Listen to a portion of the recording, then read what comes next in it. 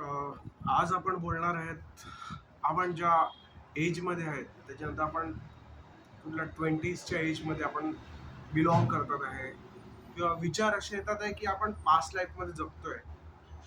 मी 20 वर्षाचा असताना मी काय करायचो, मी जिम ला जॉब करायचो. तिथून म्हणजे 5:30 ते 10 वाजेपर्यंत जिमचा जॉब, जे 3,000 मला मिळायचे. तिथून मी 12 ते 3 सायबर कॅफे सांभाळायचो. तिथून मी नंतर घरी आल्यावर जे वडिलांचं काम, फॅब्रिकेशन्स बोला किंवा प्रोडक्शनचे कामं, त्याच्यामध्ये मी त्यांना हेल्प करायचो. आणि त्यानंतर दुसरी काही कामं, सुट्टीचा टाईम असेल तर मुंबईला मला जे च्युइंगम्स वगैरे विकायचो मी, जे निकोटिन्स बोलतात ना, जे सिगरेट्स कन्झ्युम करतात त्यांना ते निकोटेक्स येत आता, ते मी विकायचो तिकडे जाऊन. त्याचे मला काय 1,000, 2,000, 3,000 रुपये मिळायचे. इव्हेंट्स करायचे, त्याचे पैसे मिळायचे. तसं करून म्हणजे मी लहानपणापासून मी ते बघत आलो आहे की ठीक आहे, आपल्या घरची परिस्थिती नाही आहे, आपण खूप श्रीमंत नाही आहे, आई वडील खूप स्ट्रगल करतात आहे. आय डोंट नो, माझं तेवढं डोकं काम नव्हतं करत की मी काय म्हणतात, आपण तेवढे मोठे नव्हते की आपण विचार करू शकू की आई वडिलांना मदत करू वगैरे, असं काय नाही. बट एक हे होती की त्यांचं स्ट्रगल होतं आणि त्याच्यावर आपण पण मेहनत करतोय. कुठे डान्स करून काय ते थोडेफार पैसे कमवले.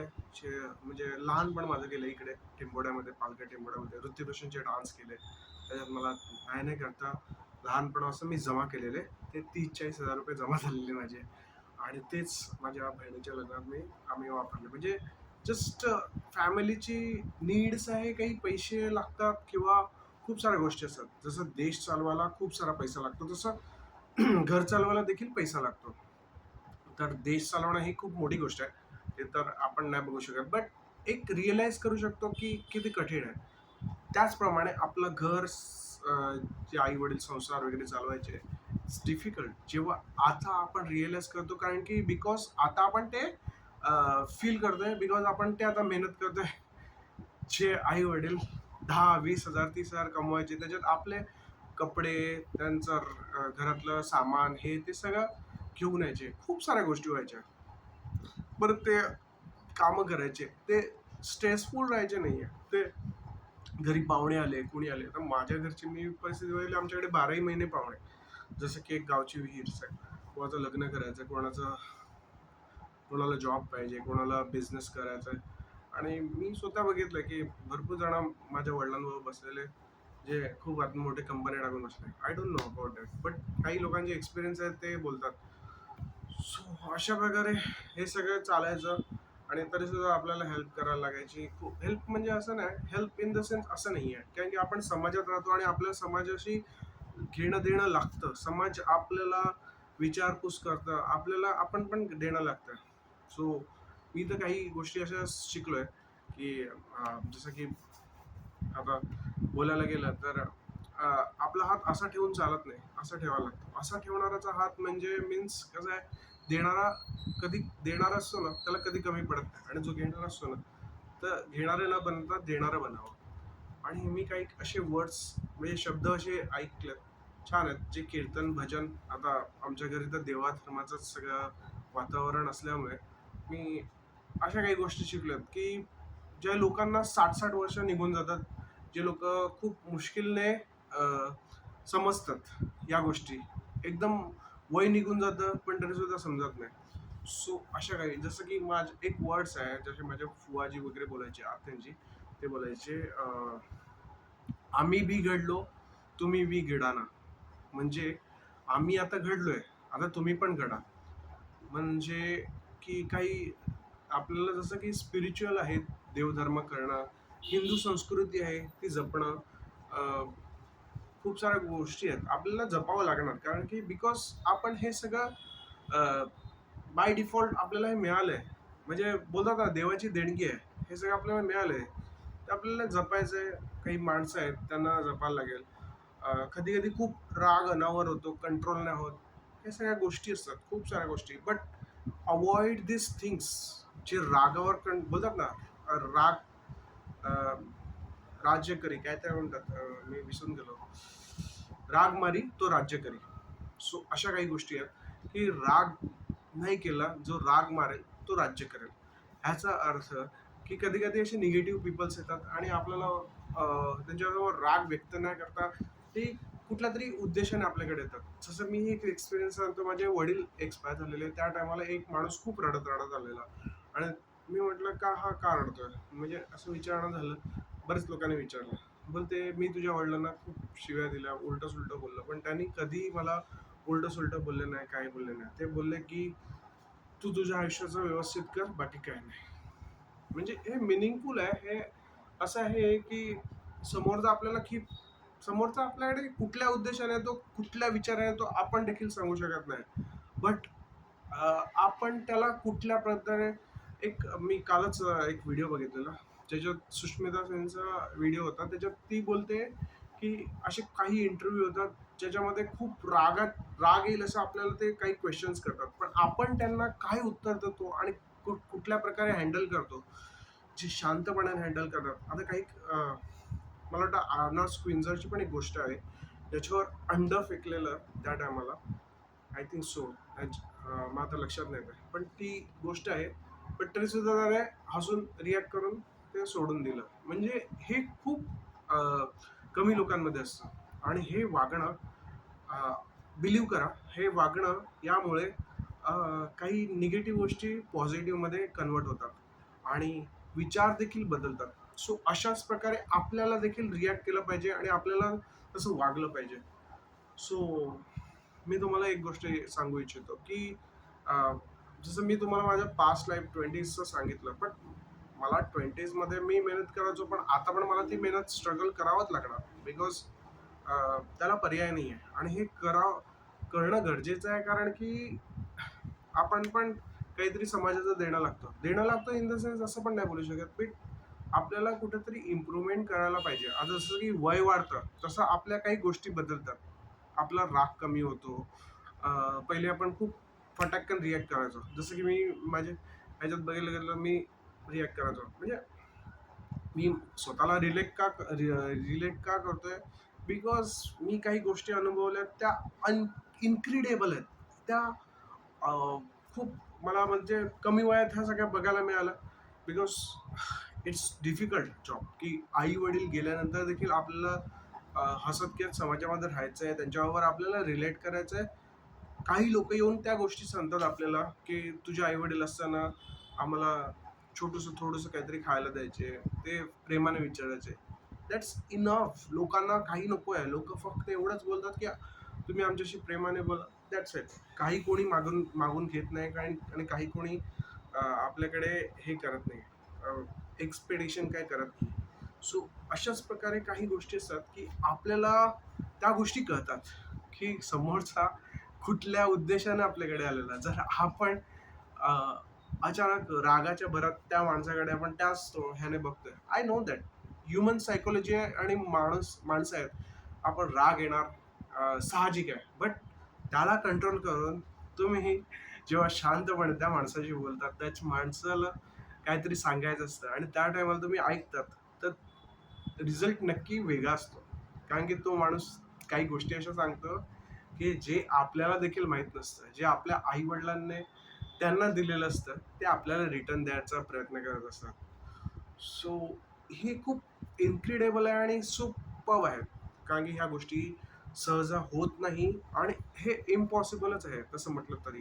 पण खूप साऱ्या गोष्टी कंट्रोल, बघा कसं आहे माहिती का, एक गोष्ट सांगतो की जेव्हा आता एक स्टोरी माहिती असेल की एक आहे मी स्टोरी, एक लहान मुलगा होता, तो कमी वयामध्ये तिकडचा प्रेसिडेंट बनला.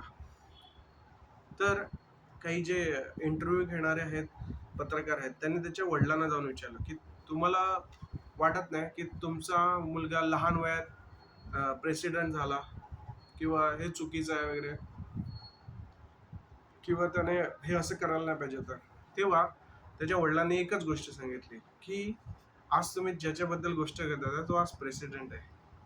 म्हणजे गोष्ट एकच आहे की त्याला त्या गोष्टी पटकन समजल्या. त्याला हे समजलं की कुठल्या गोष्टी अवॉइड करायच्या आणि कुठे आपल्याला पुढे जायचं. सो आपलं पण फायटिंग यासाठीच आहे की आपल्याला पुढे जायचंय, आपल्याला प्रगती करायची आहे. आणि आजकालचं मी जनरेशन बघतोय, म्हणजे माझ्या शाळेच्या टायमाचे काही मित्र पण मला भेटतात आणि टीचर्स लोक जे माझे हे आहेत स्कूल कॉलेजचे, ते बोलतात जे तुमचे एजचे होते, तुमचं जे बॅच होती, त्यानंतर वेगळंच काहीतरी आम्हाला बघायला मिळालं. आता तर आम्ही स्टुडंट लोकांना ओरडू पण नाही शकत, आम्ही तर बोलू पण नाही शकत. आणि सरकारने पण देखील डिक्लेअर डिक्लेअर केलं की लहान मुलांना मारायचं नाही.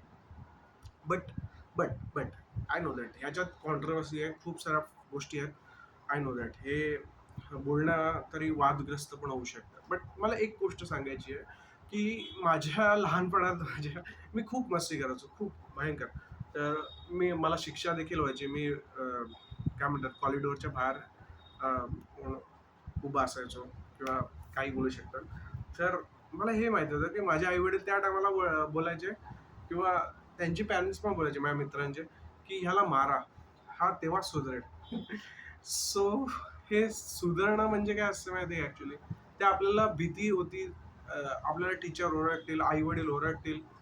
अ, ह्या सगळ्या गोष्टी होत्या त्याच्यामुळे आपण घडलो आणि घडलो म्हणजे अ, जे ओरडा खाल्ला, जे मार खाल्ला, त्याच्यामुळे आपण थोडे संस्कार आपले बदललेत, की आपल्याला त्या संस्कारांचं हे मिळालंय, देणगी मिळाली, की आपण आता व्यवस्थित वागलं पाहिजे, व्यवस्थित राहायला पाहिजे आणि काहीतरी हे होतं. जसं की आता मी बोलतो ना, की आता खूप ॲडिक्टेड झालोय मोबाईलमध्ये. हे सगळं ठीक आहे, मान्य आहे. जसं जग चाललंय, युग चाललंय. बट कुठेतरी आपण हे पण बघितलं पाहिजे, की माणसांची कनेक्टिव्हिटी आपण केली पाहिजे. माणसांना कनेक्ट झालं पाहिजे, त्यांच्याशी बोललं पाहिजे. जेव्हा फोनवर आपण बोलतो आणि समोर बोलतो ह्याच्यात खूप फरक आहे. माझे मित्र मला माहिती आहे, की आमचा खूप मोठा ग्रुप होता. ते ते सरळ घरी यायचे, घेऊन जायचे. चला आपण जाऊया, फिरून येऊया किंवा काय गप्पा मारूया. फोनवर बोलणं ते डायरेक्ट बोलायचे, फोनवर बोलणं हे काही योग्य नाही. फोनवर आपण काय बोलतो, काय फील करतो, काहीच नाही. जेव्हा आपण समोर-समोर एकमेकांशी बोलतो, त्याचा फील काहीतरी वेगळा असतो. हाऊ दॅट फील किती भयानक आणि किती भारी वाटतं. म्हणजे मस्त वाटतं याच्यावर. जे जेव्हा बोलतो ना आपण, की फोनवर बोलतोय, तेव्हा असा फील नाही होत. जेव्हा आपण समोर-समोर बसतो, गप्पा मारतो, तेव्हा वेगळंच फील होतं. सो मला हे एवढंच गोष्ट सांगायची की जे आता 20sला आहेत, 20 वर्षाचे आहेत किंवा 18 वर्षाचे आहेत. शाळा, कॉलेजमधनं आता होतात आहे. मी माझ्या भाचीला देखील बघतो, की अं, खूप लवकर ते चेंज होतात आहे. सो मला त्यांना हेच गोष्ट सांगायची, की आम्ही खूप साऱ्या ॲक्टिव्हिटीज करायचो.